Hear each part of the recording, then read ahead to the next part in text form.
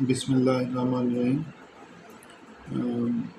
आज बेटा हम क्वेश्चन नंबर 4 एक्सरसाइज 1.2 कर रहे हैं। इसमें हमने जो है वो identify the properties that justifies, हमने इसमें प्रॉपर्टीज़ बतानी है कि कौन सी प्रॉपर्टी है। किसी भी प्रॉपर्टी में देखें, अगर वैल्यूज़ आपस में यहाँ पे मल्टीप्लाई हो रही हैं और यहाँ पर प्लस या माइनस हों, यानी मल्टीप्लाई भी है, देखें इसमें इस तरह की प्रॉपर्टी को हम कहते हैं distributive property. Distributive property over क्या है, वो अगर दरमियान में प्लस हो तो ओवर एडिशन, अगर दरमियान में माइनस है तो ओवर सब्ट्रैक्शन। ये हमारे पास क्या आ जाएगा, डिस्ट्रीब्यूटिव प्रॉपर्टी ओवर सब्ट्रैक्शन। इसका दूसरा पार्ट है कि 0.2 मल्टीप्लाई 5 इज इक्वल टू 1। ये क्या है, मल्टीप्ली कहीं भी दो चीज़ों को 0.2 का मतलब होता है 1/5, यानी 1/5 मल्टीप्लाई 5 इज इक्वल टू 1।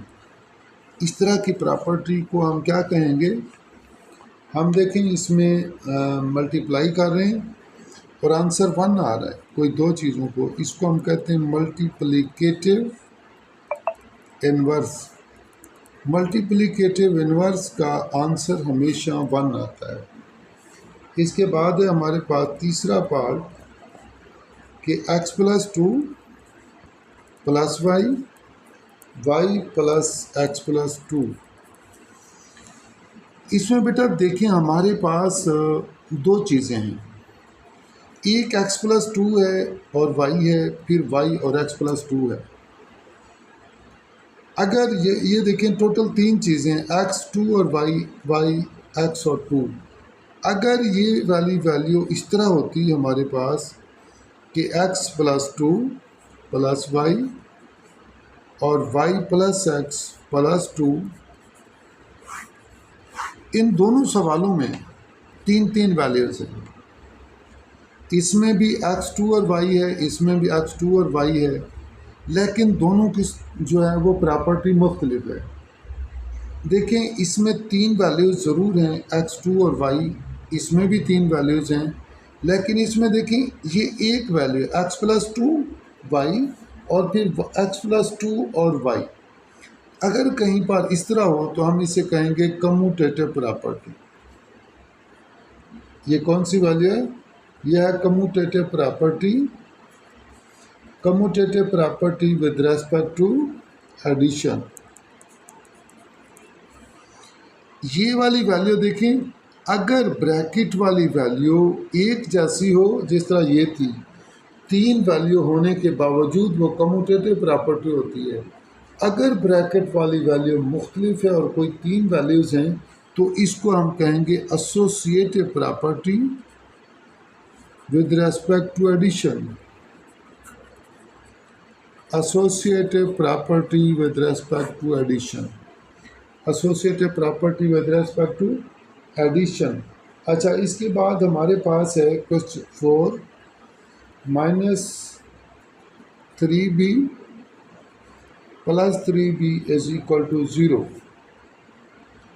तो कहीं पर भी अगर इस तरीके से हमारे पास जो है वो वैल्यूज़ आ जाएं तो इसको हम कहेंगे, ये क्या है, आंसर दो वैल्यू को प्लस करें और आंसर 0 आ जाए, इसको हम कहेंगे एडिटिव इन्वर्स। ये क्या है, एडिटिव इन्वर्स है। ये वैल्यू जो है वो एडिटिव इन्वर्स है। इसके बाद क्वेश्चन नंबर 5 x+5 -1, x+5 -1। अब देखिए यहाँ पर भी तीन चीज़ें हैं, लेकिन ब्रैकेट वाली वैल्यू मुख्तलिफ है। मैंने आपको पहले बताया कोई तीन चीज़ें हों, ब्रैकेट वाली वैल्यू अगर सेम हो तो वो एक वैल्यू बन जाती है। टोटल दो वैल्यूज़ होती हैं, उसको हम कम्यूटेटिव प्रॉपर्टी कहेंगे।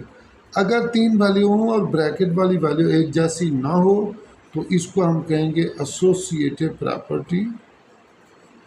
Associative property with respect to addition. ये हमारे पास associated property with respect to addition आ जाए। इस क्वेश्चन का सबसे पहला पार्ट भी यही था। इसमें क्या है देखें, मल्टीप्लाई भी हो रही है और सब्ट्रैक्ट भी हो रही है। अगर इस तरह की जो है दो प्रॉपर्टीज़ पाई जाएं तो हम कहेंगे distributive property, distributive property over subtraction, distributive property over subtraction. ये हमारे पास क्वेश्चन नंबर 4 था। अब हम क्वेश्चन नंबर 5 करते हैं। क्वेश्चन नंबर 5 में 7 greater than 5 is equal, this implies that 11 greater than 9। अब बेटा देखें हमने इसमें क्या किया है, 7 जो है वो 9 11 बन गया है और 5 9 बन गया है। हमने देखें इसमें 4 ऐड किया है तो इसमें भी दोनों में 4 ऐड किया, यानी ये हमारे पास आ जाएगा एडिटिव प्रॉपर्टी। हमने क्या किया, इसमें कुछ ऐड किया है तो इस प्रॉपर्टी को हम एडिटिव प्रॉपर्टी कहेंगे। अब देखें -5 less than 3, -5 less than 3, this implies that -1 less than 7। इसमें देखें दोनों तरफ क्या किया है, +4 ऐड किया है तो ये -1 आ जाएगा और ये +7 आ जाएगा। तो ये कौन सी प्रॉपर्टी है, ये भी कुछ हमने ऐड किया है तो ये आ जाएगा एडिटिव प्रॉपर्टी।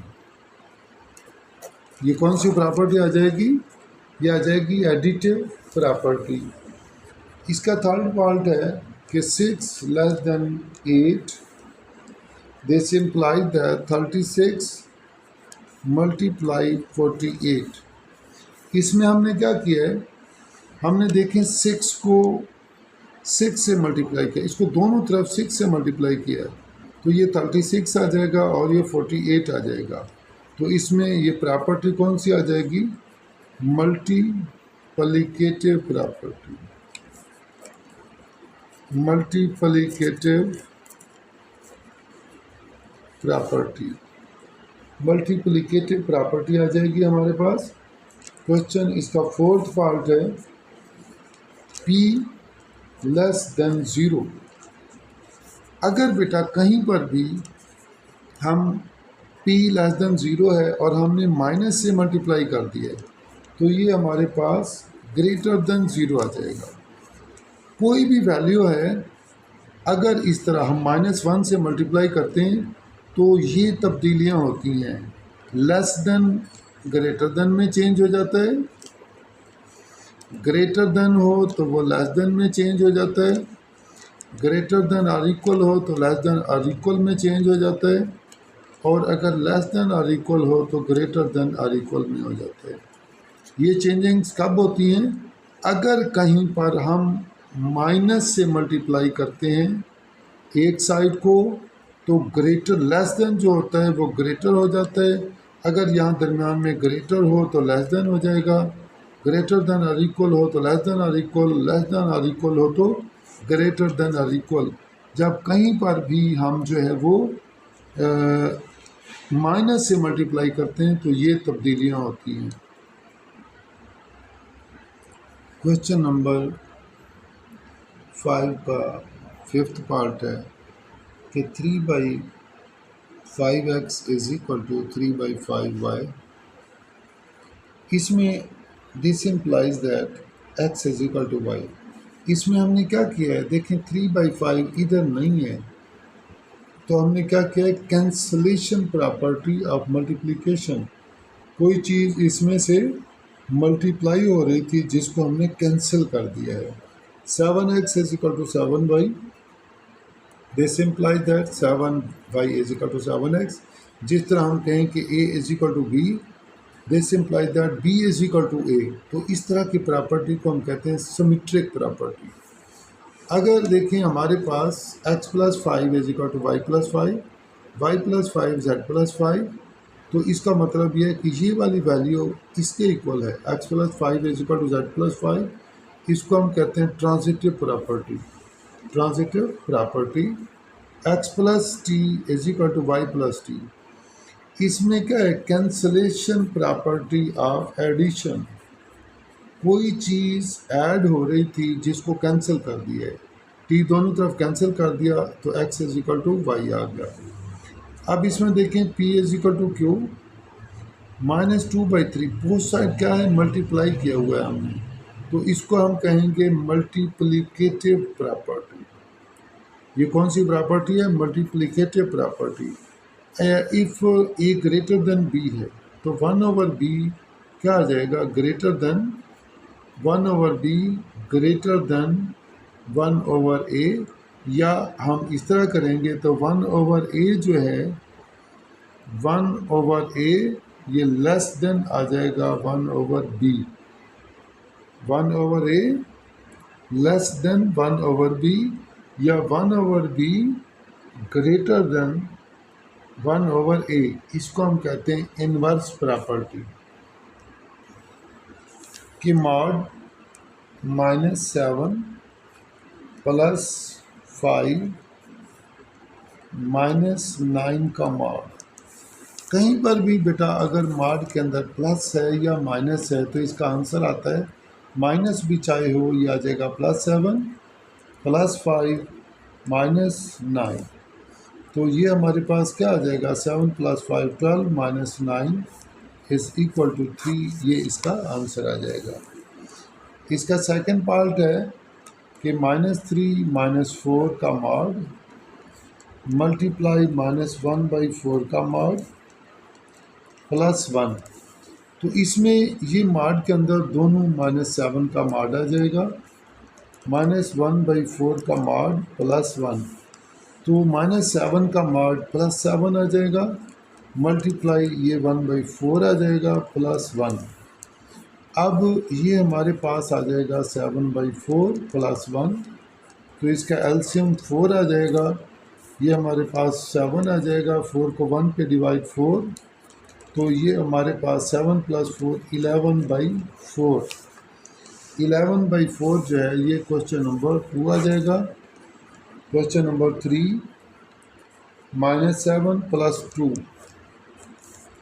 -7 + 2 -5 -9 प्लस -4, ये क्या आ जाएगा, -7 + 2 -5 -9 प्लस -4। इसमें बेटा देखिए हमारे पास -7 + 2 -5 आ जाएगा, और 5 -9 -4 का मॉड -4 का मॉड, ये हमारे पास आ जाएगा -5 -4 और +4। तो ये बेटा हमारे पास क्वेश्चन नंबर 3 जो है, क्वेश्चन नंबर 3 ये हमारे पास आ जाएगा +5, ये इससे कैंसिल हो जाएगा, तो 5 जो है वो हमारे पास आंसर आ जाएगा।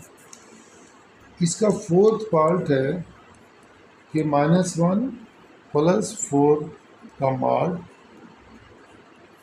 प्लस -5 + 1 का मॉड डिवाइडेड बाई 15 - 1 का मॉड। तो बेटा देखें 1 यानी -1 + 4 3 का मॉड आ जाएगा, -5 + 1 -4 का मॉड आ जाएगा, डिवाइड 15 - 1 14 का मॉड आ जाएगा। तो ये हमारे पास आ जाएगा 3 + 4 डिवाइडेड बाई 14, तो 7 डिवाइडेड बाई 14, तो ये हमारे पास आंसर आ जाएगा 1/2। ये हमारे पास एक्सरसाइज 1.2 थी ये, और ये इसका लास्ट पार्ट था।